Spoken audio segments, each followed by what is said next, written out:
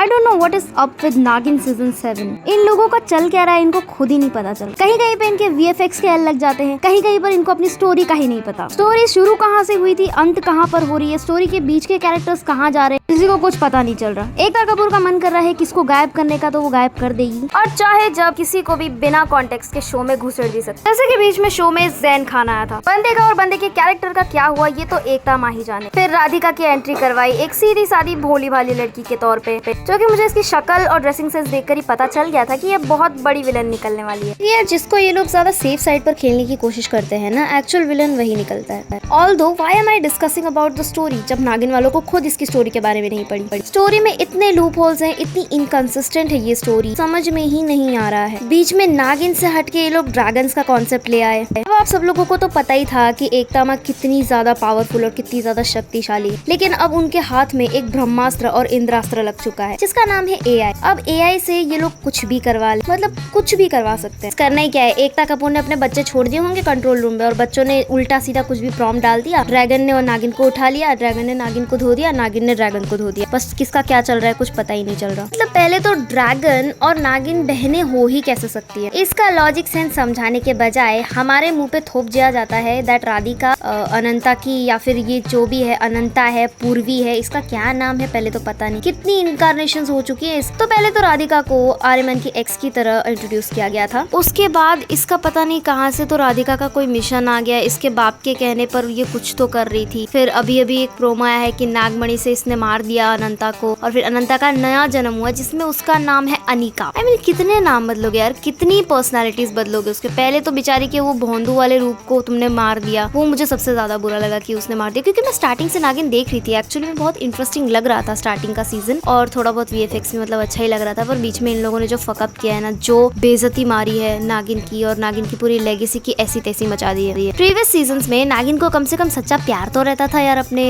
जो भी था उनका अपोजिट लीड था। इसमें तो नागिन और ड्रैगन दोनों मिलके बेचारे आर्यमन का फुटबॉल बना के खेल रहे हैं, कभी कोई किसी को वहां धकेल रहा, कभी कोई किसी को वहां धकेल। आर्यमन का बीच में क्या हुआ वो तो पता ही नहीं चल रहा। इस आर्यमन का छोड़ो, इस बेचारे साइड हीरो का क्या हुआ इसका भी कुछ नहीं पता चल रहा। आई मीन ये एज इंट्रोड्यूस तो हुआ था अनंता का फियोंसे जो भी था, पर इसको बाद में ऐसा गुम किया है ना, गुम है किसी के प्यार में जो विलान, मतलब नागिन के पूरे प्रीवियस खानदान को खत्म कर दिया। और नागिन तब भी बदले लेने आई, लेकिन धीरे धीरे जैसे सबको पता ही है नागिन की टिपिकल स्टोरी की हीरो ने तो मारा ही नहीं होता, हीरो ने कुछ किया ही नहीं है। ऑफ कोर्स हीरो ने कुछ नहीं किया। आई मीन मुझे समझ नहीं आता यार, मतलब सेट पे तुम्हारे इतना हॉट एक हीरो है तो तुम्हारी नजर उससे छूट कर कहाँ तुम नागमणि पे ध्यान दे रहे हो। असली नागमणि तो तुम्हारे सामने खड़ी है। सिंपगिरी थोड़ी ज्यादा हो रही है as I am fan of Namik Paul. तो यार बंदा क्या दिखता है यार, इतना लंबा चौड़ा बंदा, इतना छोड़ो मुझे आगे बात करनी चाहिए। सॉरी, तो स्टोरी के बारे में तो हम बात करने नहीं वाले, क्योंकि स्टोरी के बारे में तो इनके डायरेक्टर्स और राइटर्स और एक्टर्स ही बात नहीं कर रहे। आई मीन यार प्रियंका चहर चौधरी इतनी सुंदर लड़की है, मतलब उसके क्या अजीब से कॉस्ट्यूम्स दिए थे इन लोगों ने प्रीवियस सीजन में। तो अभी के बाद अगर बात करें करंट ट्रैक की, तो वो इतना हद बोरिंग है कि मैं अपने कुत्ते को भी बाजू में बिठा लूं ना तो वो भी ये सीजन नहीं देखने वाला। कसम से यार VFX इंडस्ट्री इतनी आगे बढ़ चुकी है, बाहर के सीरियल वाले इतना कुछ कर चुके हैं ऑलरेडी, और इन लोगों के पास इतनी टेक्नोलॉजी आकर भी ये लोग कुछ अच्छा नहीं कर पा रहे। आई मीन AI जैसा खतरनाक टूल इनके हाथ में लगा है, लेकिन उसका भी कोई ढंग का यूज तो ये लोग कर नहीं रहे। और ऐसा भी नहीं कह सकते कि ये लोग कुछ अच्छा कर रहे हैं ऐसे, क्योंकि इन लोगों को अगर कुछ अच्छा करना ही होता ना तो AI एक बहुत ही यूजफुल टूल है जिसमें आप बहुत कुछ कर सकते हो। लाइक एक अच्छा सा प्रॉम्प्ट इंजीनियर ही ये लोग हायर कर लेते, उसको थोड़ी बहुत सैलरी ज्यादा दे देते, घूस खिला देते, तो वो इससे ज्यादा अच्छे प्रॉम्प्ट जनरेट करके देता। कौन करके दे रहा है इनको ऐसे प्रॉम्प्ट जनरेट? आई मीन अगर ये मैं फ्री वाला वर्जन भी यूज करूँ ना किसी भी AI मेकर का, तो उससे तो अच्छा ही बन के आएगा।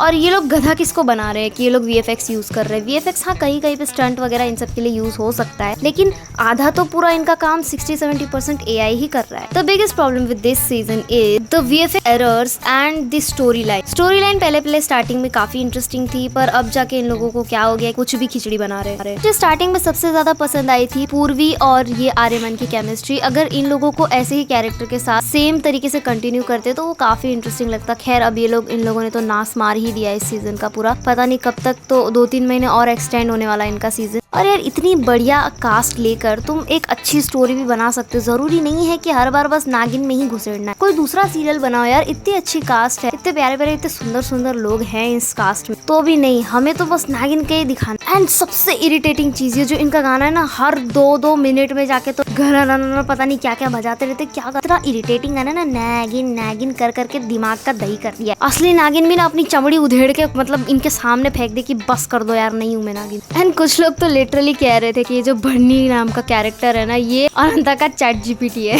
जो कि क्वाइट लिटरली है भी। आई मीन नागिन का जो भी मिशन होता है, इसे जो भी करना होता है, सब का सब इन्फॉर्मेशन, उसके बारे में तैयारी, एग्जीक्यूशन, सब कुछ बन्नी देखेगी। मतलब क्या है ये बंदी, चैट जीपीटी है, तुम्हारा पर्सनल रोबोट है हायर किया हुआ कि क्या है? आई मीन ये कहने को तो महाशेष नागिन की बेटी है कि पता नहीं कौन सी शेष की भी शेष नागिन की बेटी है। इसमें मतलब इसका कुछ जन्म खास कुछ रोकने के लिए हुआ है, बहुत सालों से इसके जन्म की प्लानिंग चल रही थी, बट ये इतनी भोंदू नागिन है कि कुछ खुद पे नहीं कर सकती। इसके लिए एक लिटरली 24 घंटे का असिस्टेंट रखा हुआ है। नो डाउट अलीस कौशिक एक बहुत ही अच्छी एक्टर है और वो बहुत क्यूट और प्यारी भी लगती है, लेकिन यार इसका कैरेक्टर बहुत इरिटेटिंग है। कसम से जब देखो तब इधर उधर रोका टाकी करती रहेगी या तो फिर अपनी मर्जी चलाएगी, या कभी कभी भूल जाती है कि नागरानी ये नहीं है, जो कि ये गाइड करती है पर सही गाइड करती है। लेकिन इसके बारे में हम ज्यादा बात नहीं करेंगे क्योंकि इसका कैरेक्टर आई थिंक सिर्फ आई कैंडी के लिए रखा हुआ, क्योंकि look at the costume they have given to her. वैसे तो प्रियंका का भी कॉस्ट्यूम वैसा ही है, लेकिन भरनी का जो कैरेक्टर है जो कि अलीस कौशिक प्ले कर रही है, उसको कुछ ज्यादा ही रिवीलिंग क्लोथ्स दिए गए। और हर नागिन के बढ़ते हुए सीजन के साथ नागिन कम बेली डांसर ज्यादा बनती जा रही है, तो इसका तो कुछ करना पड़ेगा। और ये लोग इतने हद बेशरम है ना, मैंने इनका एक वीडियो देखा जिसपे ये लोग खुद के फकअप किए हुए वीडियोस देख रहे हैं, मतलब जिसमें इन लोगों ने वीएफएक्स ही नहीं लगाया, पूरी की पूरी ब्लू स्क्रीन आ गई है एपिसोड में। आई मीन यार क्या शर्म की बात है, इतना अच्छा एक्टर तुमने लिया है नमिक पॉल। मैं नमिक पॉल के पीछे ही पड़ गई हूँ हाथ धो। तो मेरी सिम्पगिरी को थोड़ा इग्नोर करना क्योंकि I have a huge crush. तो यार आज का वीडियो बहुत लंबा बन जाएगा और मेरा फोन प्रोसेस नहीं कर पाएगा, you know I am a गरीब यूट्यूब। सो आप लोगों को नागिन के इस सीजन के बारे में और क्या क्या थॉट्स है और मुझे नेक्स्ट वीडियो बनाना चाहिए कि नहीं, मुझे जरूर बताना। And I will see you guys in the next video. और मुझे जरूर बताओ कि तुम्हें सबसे इरिटेटिंग कैरेक्टर कौन सा लगता है। अगर तुम ये देख रहे हो तो क्यों देख रहे हो यार।